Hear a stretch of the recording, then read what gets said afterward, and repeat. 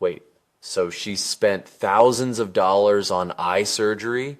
She could see perfectly, and she came back saying it ruined her life? That is exactly right. It is a story about a patient of Dr. Dan Goodman. She got LASIK. The surgery was a technical success. She had 20/20 vision, but she was crushed, absolutely despondent. How is that even possible? If I pay for perfect vision and I get perfect vision, I am throwing a party. What was her problem? Her problem was expectation. She thought that once she ditched her glasses, her husband would find her more attractive, and her coworkers would think she was smarter. When she realized that love and respect weren't driven by her eyewear, the reality hit her hard. She got what she wanted, but not what she needed. Wow, that is heavy, and honestly, a little terrifying. It is, Alex. And it is the perfect hook for the book we are diving into today. Welcome to the show, everyone. Today we are exploring The Art of Spending Money by Morgan Housel. You might know him from his massive bestseller, The Psychology of Money. But while that book was about how to get rich, this one is about something arguably harder, how to stay rich, and how to actually enjoy it. I have to say I was skeptical when you pitched this, Sarah. I usually think of money as math, spreadsheets, compound interest. 2 + 2 = 4. But you are telling me spending is an art form? Absolutely. Housel puts it this way.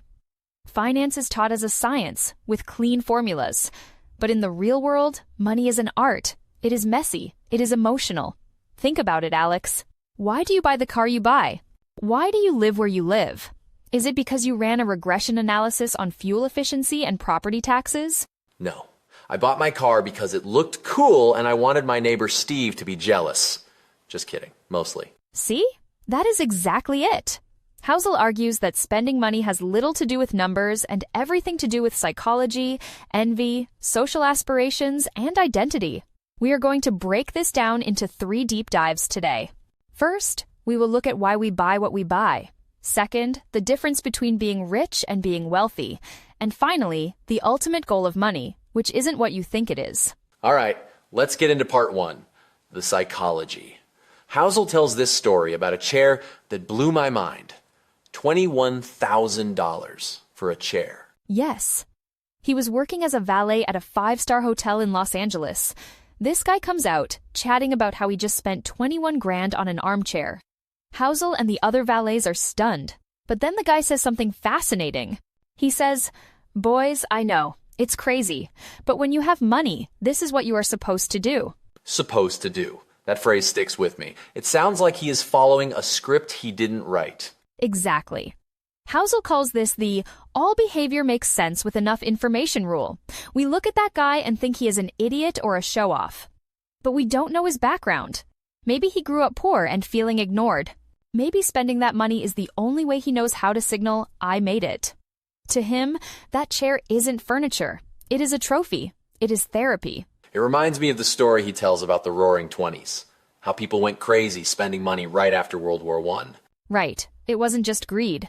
It was a reaction to trauma. They had just survived a war and a recession. They felt like they were owed a good time. It is like revenge spending. Housel mentions a quote from that era. "We were trying to have a good time to make up for the bad time." I see that today. I have a buddy who grew up with nothing. Now he makes good money and he buys the most expensive version of everything. Not because he likes it, but because he can. It is like he is proving something to his past self. Tiffany Aliche calls that post-traumatic broke syndrome. And this brings us to a crucial point in the book. There is no right way to spend money. What looks like waste to you is survival to someone else. Housel mentions his brother-in-law, a social worker, who tried to tell a poor couple to save money. The husband laughed and called him a future thinker. A future thinker? Isn't everyone a future thinker? Not if you don't know where your next meal is coming from. If your horizon is the next 24 hours, saving for a retirement 40 years away is functionally impossible. It is a luxury. So, rule number 1 of the art of spending money: don't judge. You don't know the internal math someone is doing? Okay, I get that. But let's be honest, Sarah, a lot of us aren't in survival mode. We are just buying stuff to look cool. Housel has a whole chapter called "May I Have Your Attention, Please?" This is the trap. We think we want the fancy car, But what we actually want is the respect and admiration we think the car will bring us. But here is the paradox, Alex. When you see a guy driving a Ferrari, do you look at the guy and think, wow, he is cool? No, I look at the car and think, wow, that is a cool car. I wish I was driving it. Bingo! Nobody cares about the man in the car. They care about the car. You are buying a billboard to advertise yourself, but everyone is just looking at the billboard and imagining themselves in it. You are paying for attention you aren't actually getting. That hurts my ego a little bit, but it makes sense. It's the reverse obituary concept he talks about. Nobody puts "he drove a BMW" on their tombstone. Right. We want to be loved, respected, and admired. Those are the eulogy virtues. But we try to buy them with resume virtues stuff. Status, money. Housel quotes Warren Buffett. On this, Buffett says he knows rich people with hospital wings named after them, but nobody loves them. Their lives are a disaster. Meanwhile, you can have a modest life and be adored. So, are we saying we shouldn't buy nice things? Because I really like high-quality stuff. If I buy a nice watch because I appreciate the mechanics, is that wrong? Not at all. And Housel is clear on this. He loves nice things too. The distinction is utility versus status. If you were on a deserted island, would you still want that watch? If the answer is yes, because you love the craftsmanship, that is utility. That is healthy. If the answer is no, because nobody is there to see it, that is status. And status is a game you can't win. That brings us to part 2, the difference between being rich and being wealthy. I always thought they were synonyms. They are definitely not. In Housel's definition, rich is your current income and what you spend. It is visible. It is the peacock feathers. Wealth is hidden. It is the money you haven't times spent. It is options. It is freedom. But if I don't spend it, what is the point? Am I just hoarding coins like a dragon? This is the hardest part for people to grasp. Housel argues that unspent money buys you something intangible but priceless: independence. He tells the tragic story of the Vanderbilt family to prove this. Oh man, Reggie Vanderbilt. That story was visceral. The guy inherited what would be $350 million today, and he drank himself to death by 45. It is a horrific scene. He died choking on his own blood because his liver exploded. But look at his life. He never worked. He had no purpose. He was rich, he had the stuff, the parties, the gambling. But he wasn't wealthy in the sense of having control. His money controlled him. It was a debt he had to service with his life. Contrast that with Anderson Cooper, his descendant. He didn't get the money, but he seems way happier. Because he had to build his own purpose. Wealth without independence is just a unique form of poverty. Housel lists these levels of independence. It starts with just having enough cash to fix a flat tire without panicking. That is a level of freedom. Then it is having enough to quit a job you hate. That is a massive level of freedom. I like the idea that savings aren't just money for later. They are money for autonomy right now. If I have a year of expenses saved, my boss doesn't own me today. I walk differently. Exactly. You own your time.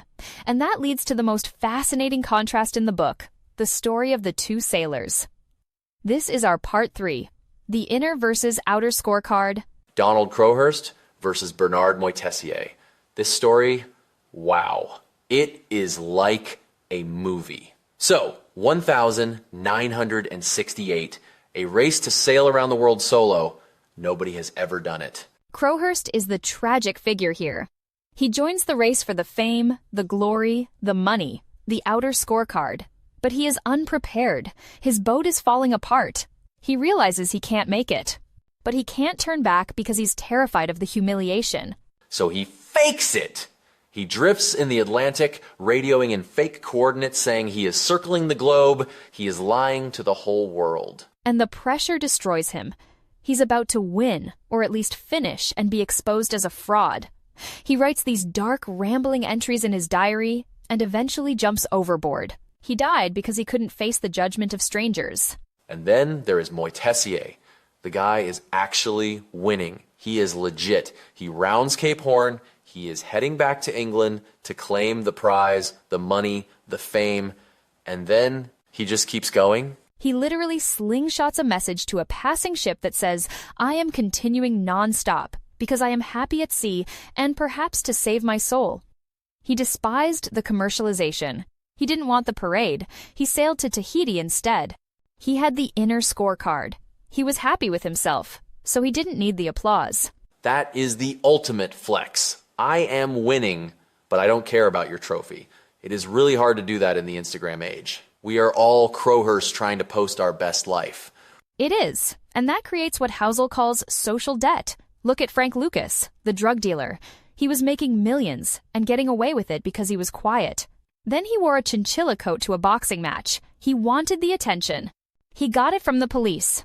Game over. So the more we spend to impress others, the more liability we take on. We lose our privacy, we attract envy, we raise our own expectations so high that nothing satisfies us anymore. Yes. And that brings us to the conclusion. How should we actually spend money? Housel suggests quiet compounding. Quiet compounding. It sounds boring. Nature is boring, Alex. Trees grow silently, but give them 50 years, and they are giants. The most successful people Housel knows are the ones who stop trying to impress strangers. They spend money on independence and purpose. I loved the guppy versus shark analogy. The guppy lives fast, reproduces young, and dies because it has tons of predators. The Greenland shark lives for 500 years because it has no predators. So it invests in cell repair. It takes its time. Exactly. We are lucky enough to be sharks now. We live long lives. We can afford to think long term. But our brains are still wired like guppies, terrified of missing out today. The goal is to minimize regret. Don't save so much you are miserable at 30, but don't spend so much you are vulnerable at 60. So, minimize future regret. That is the only real advice. It is. And remember, wealth is what you don't see. It is the option to say no. It is the ability to wake up and do what you want. That is the real art of spending money. Well, I'm going to go cancel my order for that chinchilla coat. Haha, good choice, Alex. And thank you all for listening. See you next time.